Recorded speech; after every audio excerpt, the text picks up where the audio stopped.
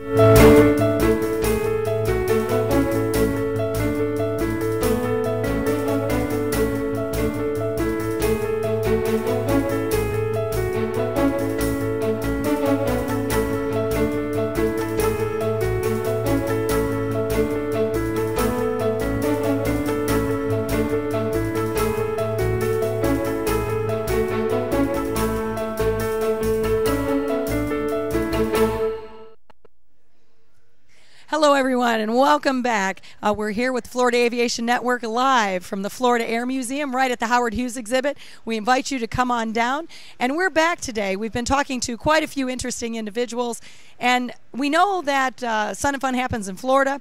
We know that it's the second largest air show in the nation, but it's also international. Now, I'd like to introduce, many of you have been talking to Machelle. How are you, Machelle? I'm good. How are you? Very well. Machelle Cassidy is our young apprentice. She goes to the Central Florida Aerospace Academy. So how are you holding up in your first Sun and Fun? Oh, it's been pretty good. It's kind of tiring, but in the end, it's worth it. I know, it is. I tell you what, we're having so much fun. And Machelle, you've got to get some rest. It goes one more day. Yeah. Are you ready for another day?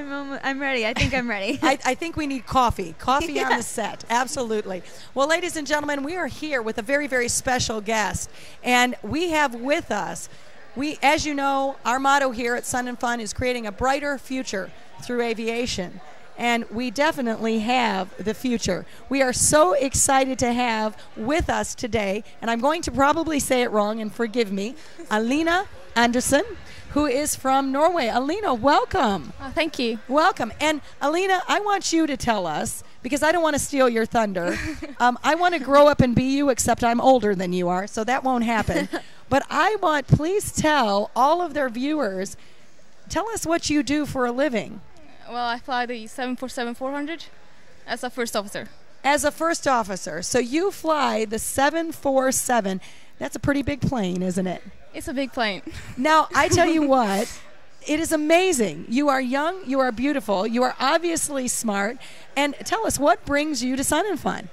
Well, I'm here with my good friend Bob Rasky. Is he there? Yeah. Do you want to say a shout out to him? You can say hi. He knows it. He knows. Awesome. Hello. Okay.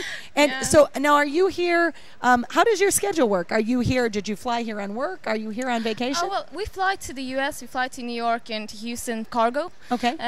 But now it's just vacation. I have my 2 weeks off, so came here to go diving, and I love Florida and I love Sun and Fun, so that is, well, it's definitely, we definitely have the sun and we definitely have the fun. Be sure to wear your sunscreen. Now, as you know, we've got the Central Florida Aerospace Academy, and we've got many students, and you must know, absolutely, you're an inspiration to me. You're an inspiration to the young lady sitting next to you. Yes. Can you tell us a little bit about how long you've been flying, and tell us about your training and what you did? Well, I started in Phoenix's Aviation in Daytona. Okay. Yeah, in 2006.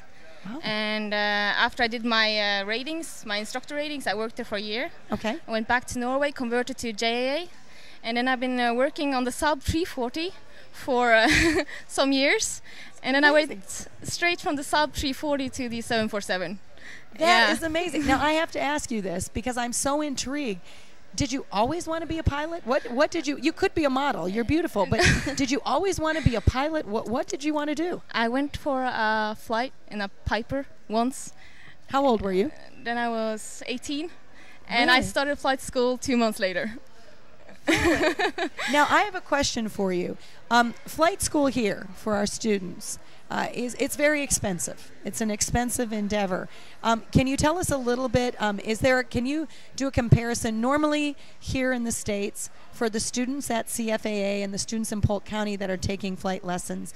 It runs about $150 to $200 American dollars an hour. Yeah. Is that comparable in Norway? What did you pay? Oh, no. In Norway, I didn't do my training there. I did everything here, you know. You did everything here, So okay. in Phoenix, we pay like $130 to fly the Cessna or something like that. Wow. So, but if you go to Norway and fly, you will pay double for the lesson. Really? So it's worth going to the US to do it. Okay. You get a good experience. You know, you have a lot more traffic going on here. You have much better general aviation than in Norway. So for me, it was worth going here. And also, you know, you will most likely get an instructor job, and then you'll get hours, and the hours you will need. If not, Okay. Yeah. How many hours did you need in order to become a first officer in the 747? Well, to get there, you have to have some hours for the insurance, basically. Okay. So the minimum requirement for the insurance on 74 that we have is that you need to have at least 500 hours on a turboprop heavier than 12 tons, basically. Okay. Yeah. Okay. So I didn't have more than 1,800 hours total time when I got the 747 job. Wow. Yeah. That is absolutely amazing. Now, did you study aviation in school? What was your course of study throughout your school years and in your secondary school? Did you study anything special? Was there any? Oh, no. I just went to a normal high school in Norway. Basically, it's economy and stuff like that. Okay. Then I went straight to flight school here in the U.S. Okay. And now I'm also studying engineering degree. Yeah. Really? Where are you studying engineering? In Norway. Wonderful. At what university? Yeah, this is university. It's maritime engineering. Wonderful. Yeah. Wonderful. And are you working toward master's, PhD? Well, it's going to be a bachelor degree first. Okay. Yeah, because I'm kind of busy. You know, working. Well, you have a full-time job. Yeah. Absolutely. Now, let me ask you a question. How many, because in the, we're always very interested in getting women, and that's why you're such an inspiration to all of the young women that are watching and to all the students that will see this. Do you feel, are there more men than women that fly with you? And what can we do to encourage young women to fly and go into aviation? Well, I don't know, because, you know, in Saudi, because this is where I fly now, in Saudi, and we are maybe 4 pilots that are women. Really? We're not a lot, you know, and this, of course, they don't allow female pilots. So we are kind of, you know, you know, the starting group, basically. Right. But for sure, it's fun. What can I say? You get to travel the world, you know. One day you're in Africa in a safari, you know, for 3-4 days. Next day you might be in Hong Kong, you know, and you're in Hong Kong for 3 or 4 days, you know. Awesome. Go to Indonesia, you know. You have these amazing trips that you get to take, and I would say it's worth it. Right. For sure, it's worth it. Now, if you like adventure. What are your goals? Are your goals to be? I'm very interested because there's no doubt you're extremely articulate. What are your goals? I can see you as captain. I can see you definitely. I can see you in left seat. What are your goals? What are you looking to do? What do you dream about? Well, I would hope to be a pilot on the 74. I love the aircraft. I want to fly that as long as I can. Okay. If I get to be a captain, I would be happy with that, I think. Now I have to ask you, what do you love about it? Well, I love about the flying part. And the 747. You said you love the 747. It's the size. It's the aircraft itself. It's a beauty. You know. Yeah. It's such a good piece of equipment. Oh my God. Yeah. It's. You make me want to fly it. You have to try it. I want to try. Well, you know, I'm a student pilot, yeah. and you know, I'm getting ready to solo. So that's how far behind I am for you. But you know, when I was a student, you know, I remember the MD 80 coming in, you know, in Daytona, and my instructor said, we will never fly anything like that, you know, and I said, just wait. Just wait. So I got it even better. That is so awesome. Now let me ask you a question. What would you say, what would you say to young women today if you had a group of students in front of you? You have this beautiful young lady next to you, Machelle Cassidy, who's a student at CFAA.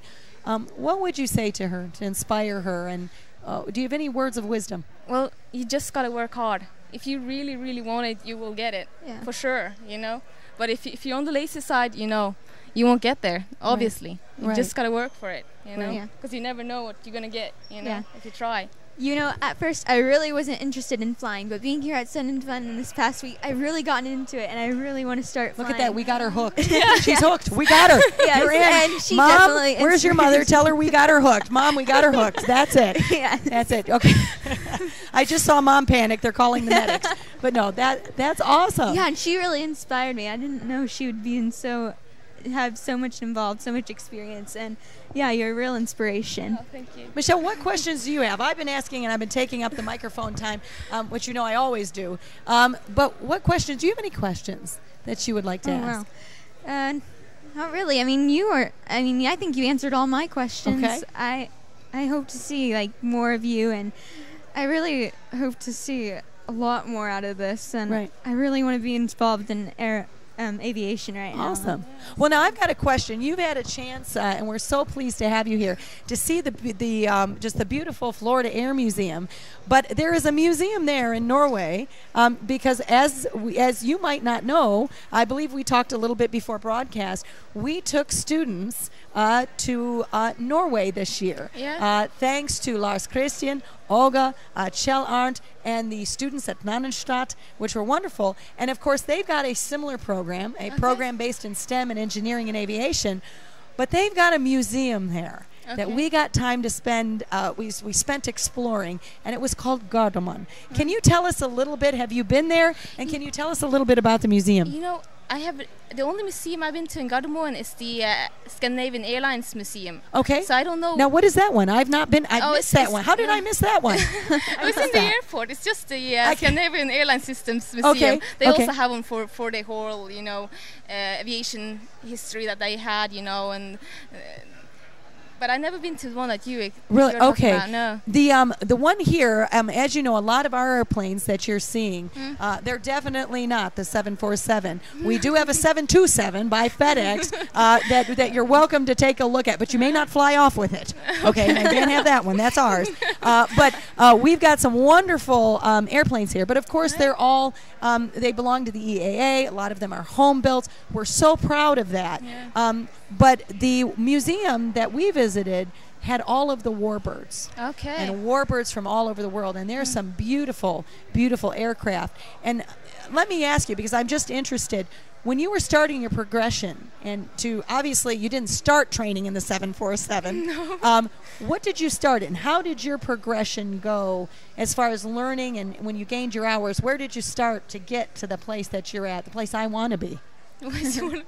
Well, started FinCs, obviously, just flying Cessnas. I was instructor on the Cessna and the Arrow, basically. Really? This is what I did for a year. Okay. And had like instrument, commercial students, private students, everything like that. And like I said, I only been flying the Saab 340. I flew like for a private company in the beginning. I was really lucky. They only wanted one pilot. And they had 1,000 applications, so I was really lucky I got the job.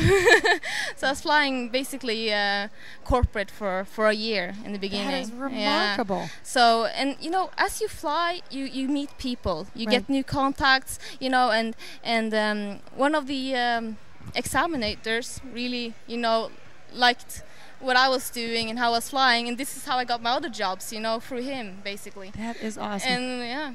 Well, I want to say thank you.